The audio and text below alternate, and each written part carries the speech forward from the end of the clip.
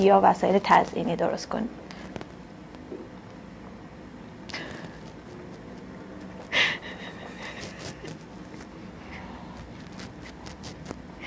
سلام، تو این ویدیو میخوام یکی دیگه از کاربردهای خمیر هوا خشک برند داسو بهتون آموزش بدم. اونم این مرغ خروسای بامزه است که قراره توش خلال دندون بذارم. حالا شما میتونید مجسمه درست کنید یا هر وسیله دکوری دیگه ای. بریم با هم دیگه این آموزش رو ببینیم. جات خوبه؟ تاکو هم کنارمونه. این خمیر هوا خشک برند داسه در اصل برای ساخت مجسمه استفاده میشه، ولی ما میتونیم باهاش لوازم دکوری، دیوارکوب و چیزای شبیه اونم درست کنیم. من یه مقدار خمیر از قبل دارم. البته همون موقع وقتی یه تیکه از خمیر رو برداشتم توی بسته‌بندی خودش کامل پیچیدم تا هوا وارد بسته‌بندیش نشه. دوباره گذاشتمش تو پلاستیک و الان دارم دوباره استفاده میکنم. همونطور که میبینید بعد از این که از بسته‌بندی خارج میشه کاملا نرم و نیاز به ورز دادن نداره. این خمیر نیاز به کوره و فر نداره. در تماس با هوا و در مجاورت با هوا شروع میکنه به خشک شدن. اصلا نباید اونو تو کوره و فر بذاریم و کار خیلی خطرناکیه. خب من یه تیکه از خمیر رو جدا میکنم. شروع میکنم به فرم دادن خمیر به هر شکلی که دوست دارم. من میخوام شبیه خروس بشه، پس اول دو طرف خمیر رو به سمت بالا میارم تا یه طرف شبیه دم خروس بشه و طرف دیگه شبیه سر خروس.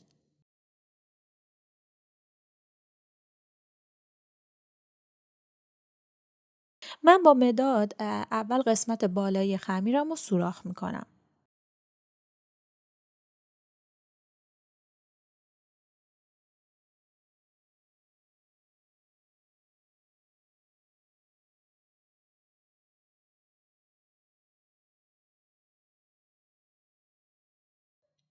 بعد یه در بطری رو تو قسمت سوراخ قرار میدم تا موقعی که دارم خمیر رو فرم میدم اون حفره‌ای که ایجاد کردم پر نشه. به شکل دادن خمیرم ادامه میدم. میتونید خیلی کم از آب برای صاف کردن روی کارتون استفاده کنید، ولی سعی کنید خیلی کم از آب استفاده کنید و اصلا آب و قاطی خمیرتون نکنید، چون با اضافه کردن آب به داخل خمیر فرمول خمیر رو عوض میکنید و ترکیبات خمیر خراب میشه. در نتیجه مقاومت خمیر میاد پایین و بعد از خشک شدن به راحتی ترک میخوره و میشکنه.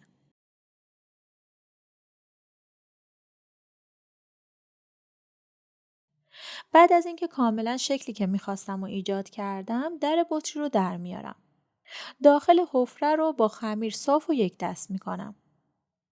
یه نکته در مورد خمیر داس بهتون بگم. خمیر داس و همه خمیرهای هوا خشک ضد آب نیستن و قابل شستشو نیستن.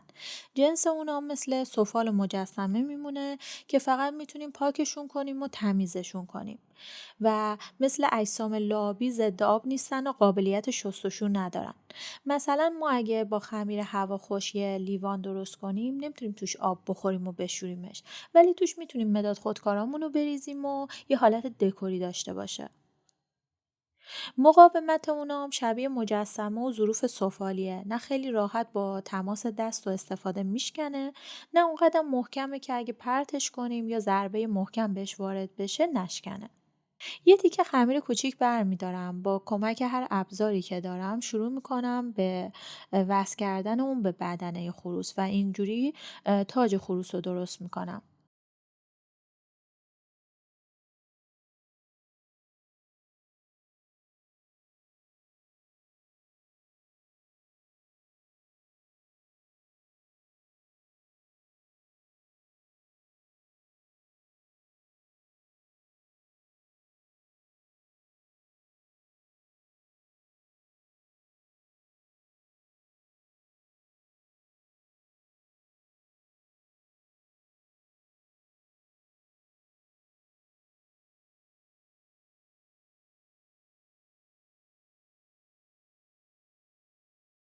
خب تا حد زیادی بدنه کارم رو صاف کردم. نمیخوام بیشتر از این از آب استفاده کنم و خمیرم رو خیس کنم.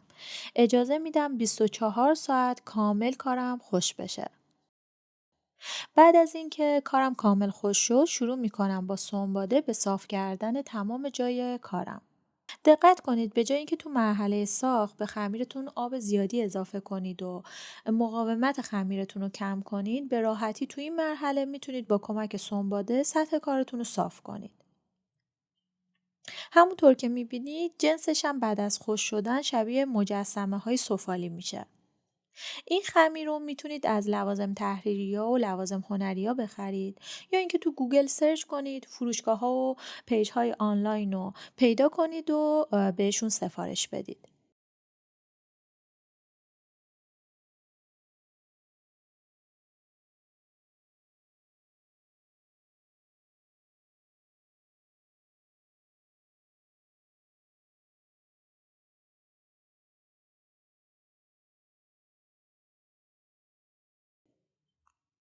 بعد از اینکه تمام جای کارم رو سنباده زدم، با دستمال مرطوب شروع میکنم به تمیز کردن گرد و خاک.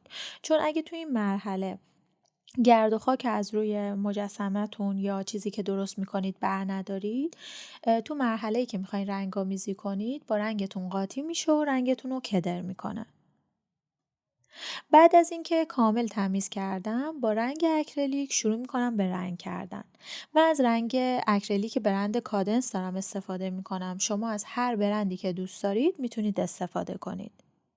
دقت کنید بهترین رنگ برای رنگ‌آمیزی خمیر داس و همه خمیرهای هواخوش همین رنگ اکریلیکه، چون مقاومت خوبی در برابر رطوبت داره. البته به این معنا نیست که ضد آبه، ولی اگه دستتون خیس باشه یا بخواید با یه دستمال مرطوب کارتون رو تمیز کنید رنگ پس نمیده.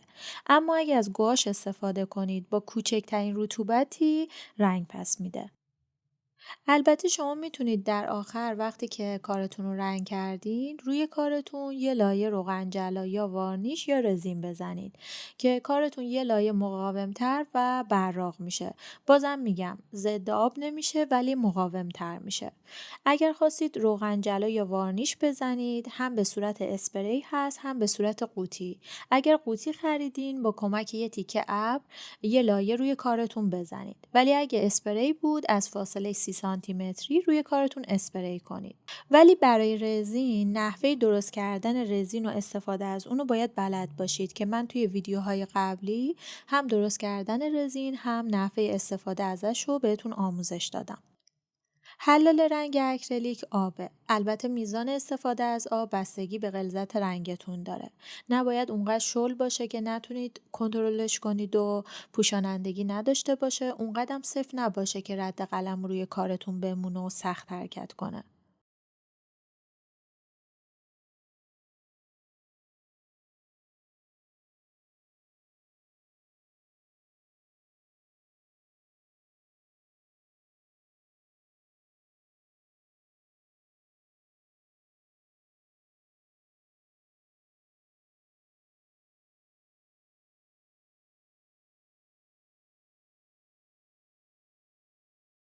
من هر دوتا اینا رو رنگ کردم، یه لایه اسپری جلا زدم که کارم مقاومتر و براق‌تر شد.